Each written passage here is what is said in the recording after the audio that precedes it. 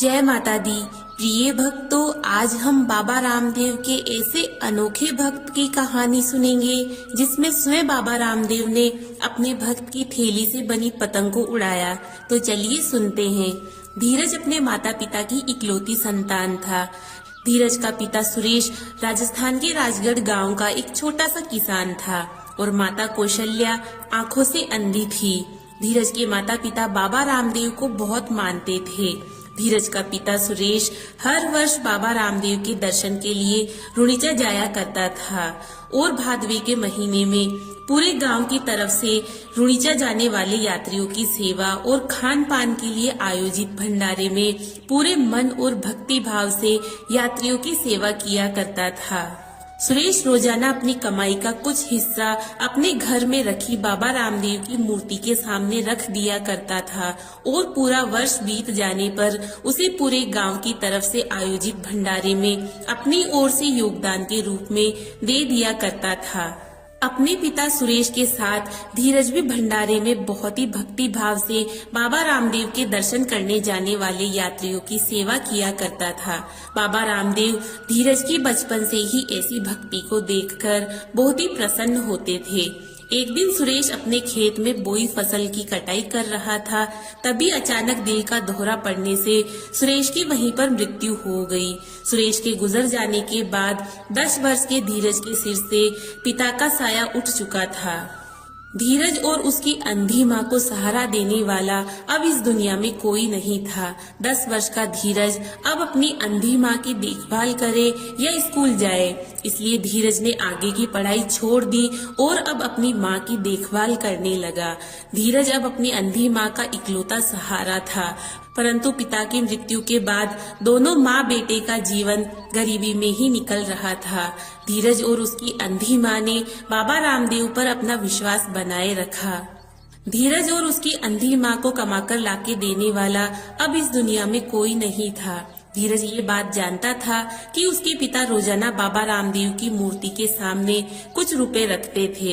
एक दिन घर में दाल रोटी का राशन भी खत्म हो गया। धीरज ने अपनी माँ से कहा, माँ हमारे पास तो रुपए भी नहीं हैं और घर का राशन भी खत्म हो गया है, अब हम क्या खाएंगे।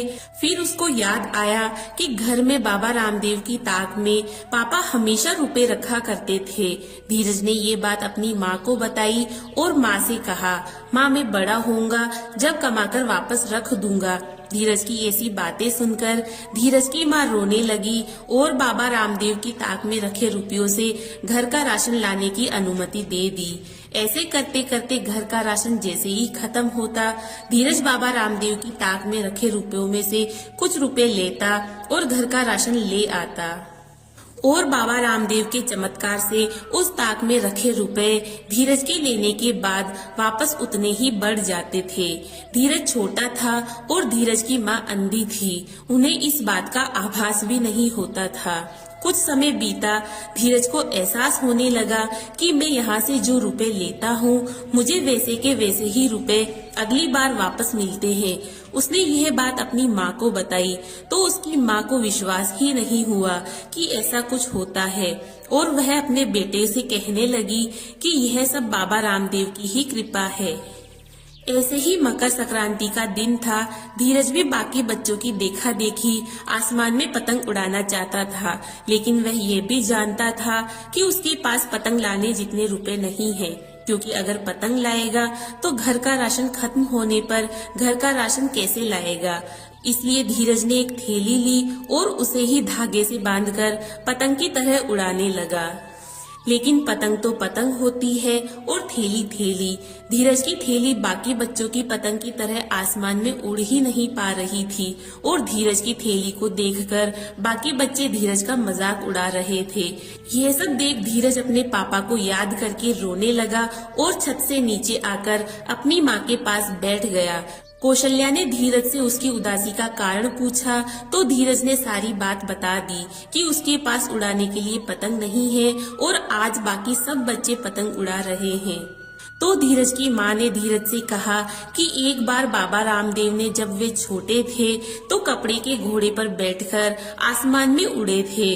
उन्होंने अपने चमत्कार से कपड़े के घोड़े को आसमान में उड़ाया था।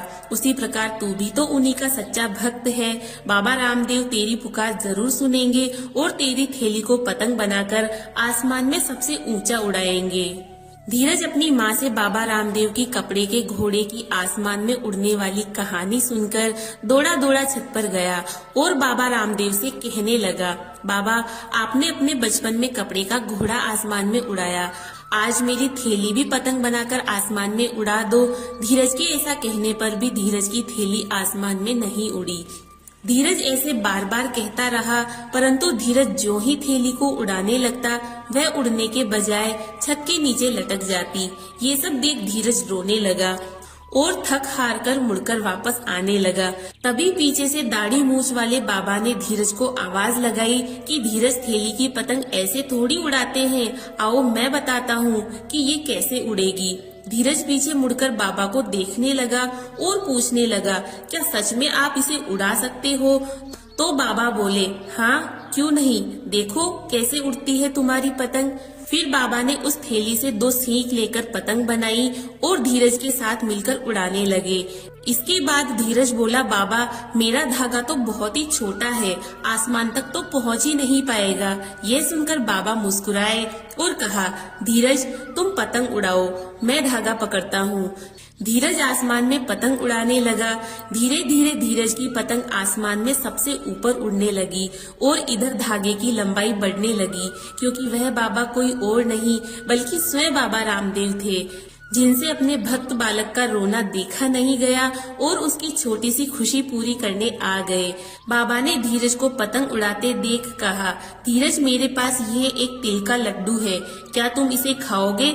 तो धीरज बोला, हाँ बाबा हमारे घर में तो तिल के लड्डू नहीं बने, क्योंकि इतने रुपए नहीं है कि मेरी माँ तिल के लड्डू बना सके, इसलिए आधा लड्डू मैं खाऊंगा और आधा अपनी माँ को खिलाऊंगा। बाबा रामदेव धीरज की यह बात सुनकर बहुत ही प्रसन्न हुए और धीरज से बोले कि लो धीरज खाओ, फिर देर किस बात की। धीरज ने लड्डू लिया और बाबा रामदेव से बोला, बाबा पहले ये लड्डू मैं अपनी माँ को खिलाकर आता हूँ, तब तक आप मेरी इस पतंग को उड़ाओ। धीरज ने तिल का लड्डू लिया और अपनी माँ को खिलाने के लिए दौड़कर छत से नीचे गया। धीरज की माँ ने जैसे ही लड्डू खाया, धीरज की माँ की आंखों की रोशनी ठीक हो गई और वह धीरज से बोली, धीरज ये लड्डू तुम्हें किसने दिया? ये खाते ही मेरी आंखों की रोशनी ठीक हो गई, अब मैं सब कुछ देख सकती हूँ। यह सुनकर धीरज बहुत ही खुश हुआ और बोला, छत पर एक बाबा आए हैं जो मेरी पतंग उड़ा रहे हैं, उन्होंने ही दिया ये लड्डू। इसके बाद दोनों माँ बेटे छत पर दौड़कर गए तो वहाँ कोई भी नहीं था, केवल धीरज की थैली से बनी पतंग थी जो आसमान में सबसे ऊपर उड़ रही थी और उसका धागा छत पर एक कील से बंधा था। धीरज और उसकी माँ बाबा रामदेव द्वारा किए गए चमत्कार को समझ गए और बार बार बाबा रामदेव का नाम लेकर बाबा रामदेव का जयकारा लगाने लगे। तो इस प्रकार बाबा रामदेव ने अपने नन्हे भक्त की खुशी के लिए उसकी पतंग उड़ाई। अगर आप लोगों को ये कहानी अच्छी लगी तो वीडियो को लाइक करें, शेयर करें और हमारे चैनल को सब्सक्राइब करें। धन्यवाद। जय माता दी।